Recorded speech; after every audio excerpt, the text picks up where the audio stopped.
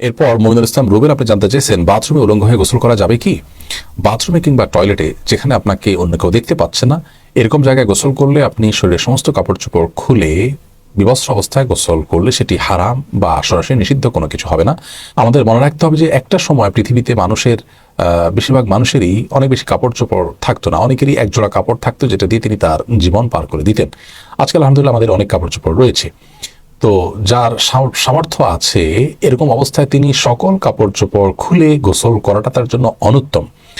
একজন সাহাবী নবী আকরাম সাল্লাল্লাহু আলাইহি সাল্লামকে এই ধরনের একটি প্রশ্ন করেছিলেন, তিনি তখন তার জবাবে বলেছিলেন যে লাল্লাহু আহাক্কু আন ইউস্তাহিয়া মিনহু, কেউ একাকী আছেন, নির্জনে আছেন, তাকে কেউই দেখছে না, এমন অবস্থায় তিনি সকল কাপড় চোপড় খুলে ফেলবেন। এই বিষয়টি অনুত্তম, কারণ আল্লাহ তাআলা তাকে দেখছেন, আল্লাহর প্রতি তার লাজ লজ্জা থাকা উচিত অন্তত। আর এটি নানান দিক থেকে আমাদের জন্য ক্ষতিকর বটে, মানুষের স্বাভাবিক লজ্জা এটাও কমে যায়। এই জন্য একান্ত প্রয়োজন না হলে বাথরুমে উলঙ্গ হয়ে গোসল না করাটা উত্তম। আমাদেরকে নবী আলাইহিস সালাম যে নির্দেশনা দিয়েছেন বোঝা যায় নবী সাল্লাল্লাহু আলাইহি সাল্লাম প্রয়োজন ছাড়া বিবস্ত্র হওয়ার বিষয়টিকে পছন্দ করতেন না। তবে যদি কেউ বিবস্ত্র হন, তিনি একাকী আছেন, কেউ দেখছে না, তো সেটা তার জন্য হারাম হবে না। একটা হলো অনুত্তম আর একটা হারাম, দুই জিনিস, কিন্তু হারাম হবে না বিষয়ের কারণে, গুনাহ হবে না ওটার কারণে, কিন্তু অনুত্তম হলো একজন মুসলমান অনুত্তম কাজ থেকে বেঁচে থাকার চেষ্টা করবেন, কিন্তু প্রয়োজন হলে তিনি এটি করতে পারেন। অতএব গোসলের সময় অন্তত নাভি থেকে হাঁটু পর্যন্ত সতেরো জায়গাটুকু ঢেকে থাকে এরকম গামছা বা তোয়ালে বা লুঙ্গি অনেক কিছু পরনে থাকলে অবস্থায় গোসল করাটাই হলো ভালো।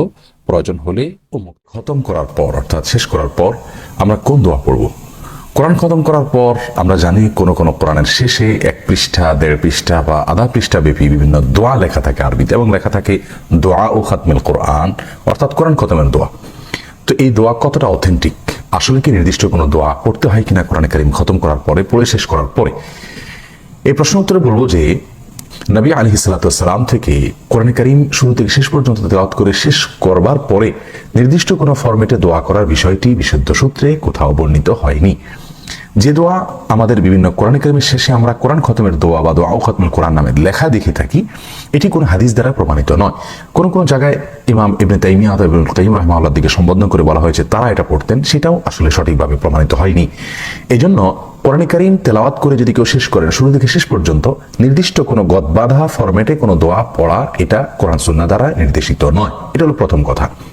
এরপরে কথা হলো যে কোরআন কারীম তেলাওয়াত করে শেষ করার পরে দোয়া করলে দোয়া কবুল হয় কিনা বা এটা দোয়া কবুলের সময় কিনা, এই বিষয়ে বলবো যে এই বিষয়ে আনাস ইবনে মালিক রাদিয়াল্লাহু তাআলা থেকে বিশুদ্ধ সূত্রে বর্ণিত হয়েছে যে কোরআন কারীম তেলাওয়াত করে শেষ করার পরে, শুরু থেকে শেষ পর্যন্ত তেলাওয়াত করে খতম করার পরে তিনি তার পরিবারের লোকদেরকে নিয়ে দোয়া করতেন, তাদেরকে ডেকে আল্লাহর কাছে দোয়া করতেন, বিভিন্ন প্রার্থনা আল্লাহর কাছে পেশ করতেন। এবং কোন কোন তাবি যেমন মুজাহিদ রাহমাহুল্লাহ সহ আরো কোন কোন তাবি থেকে বর্ণিত হয়েছে যে তারা কোরআন কারীম তেলাওয়াত করে শেষ করার পরে, খতম করার পরে তারা আল্লাহর কাছে দোয়া করতেন, নির্দিষ্ট কোনো গদবাধা দোয়া আল্লাহর কাছে চাইতেন তারা। এবং ইমাম নবী রাহমাহুল্লাহ বলেছেন যে ইরাকের কুফা এলাকার কোন কোন তাবিরা যেদিন কোরআন কারীম তেলাওয়াত করে শেষ করতেন সেদিন তারা নফল রোজা রাখতেন।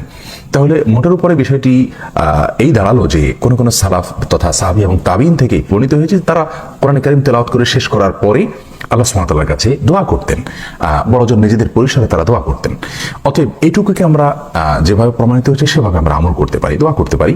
যেহেতু নিজের নেক আমলের উসিলা আল্লাহর কাছে দোয়া করা যায়, আমি কোরআন কারীম তেলাওয়াত করে শেষ করলাম, এটা নেক আমল, এর উসিলা আমি আল্লাহর কাছে দোয়া করলাম, করা যেতে পারে। কিন্তু এটাকে খুব বেশি গুরুত্বের সাথে দেখার মতো কিছু নাই, কারণ সেভাবে বিষয়টি প্রমাণিত হয়নি। কয়েকজন তাবী থেকে, একজন সাহাবী থেকে বর্ণিত হয়েছে, বিষয়টিকে সেভাবে আমরা দেখতে পারি এবং কোরআন কারীম তেলাওয়াতের শেষে আমরা আল্লাহর কাছে দোয়া করতেই পারি। কিন্তু এটাকে খুব গুরুত্বের সাথে ঘটা করে করার কোনো কিছু নেই। আমাদের সমাজে কোরআন কারীম তেলাওয়াত করে শেষ করার পরে, খতম করার পরে দুটি আমল হয়ে থাকে। এক, ওই যে নির্দিষ্ট গদবাধা দোয়া সেটা পড়ি অনেকে। আর দ্বিতীয়টা হলো যে কোনো কোনো ক্ষেত্রে মসজিদের ইমাম সাহেব অথবা বাহিরে কোনো হুজুরদেরকে বলা হয় যে হুজুর আমি কোরআন খতম করছি, আপনি বক্সায়া দেন। আসলে কোরআন কারীম তেলাওয়াত করে শেষ করার পরে সেটাকে আল্লাহর কাছে বক্সায়া দেওয়া অর্থাৎ পাঠায় দেওয়ার জন্য কোনো আলেমের শরণাপন্ন হওয়ার কোনো দরকার নাই। আমি তেলাওয়াত করে শেষ করলাম, অটোমেটিক সেটা আল্লাহর কাছে পৌঁছে যাবে। এবং সেটা শেষে আমি কারোর মাধ্যমে দোয়া করানোর দরকার নেই। অনেক সময় দেখা যায় কোরআন খতম করা হয়েছে, হুজুরদেরকে দোয়া করাই দিয়েন না, এটাও কোনোভাবেই প্রমাণিত নয়। আমরা নিজের আল্লাহর কাছে দোয়া করতে পারি অথবা নাও করতে পারি। কোরআন কারীম তেলাওয়াত শেষ করলাম, অটোমেটিক আল্লাহর কাছে পৌঁছে যাবে। আল্লাহ তাআলা আমাদের সকলকে সুন্নাহসম্মত উপায়ে প্রত্যেকটা আমল করার তৌফিক দান করুন। কোরআন খতম করার পরে নির্দিষ্ট কোনো গদবাধা দোয়াও বর্ণিত নয়, কোনো হুজুরকে দিয়ে বক্সাই দেওয়া বা দোয়া করানো সেটাও প্রমাণিত নয়, নিজে দোয়া করা যেতে পারে। আল্লাহ তাআলা আমাদেরকে আমলের তৌফিক দান।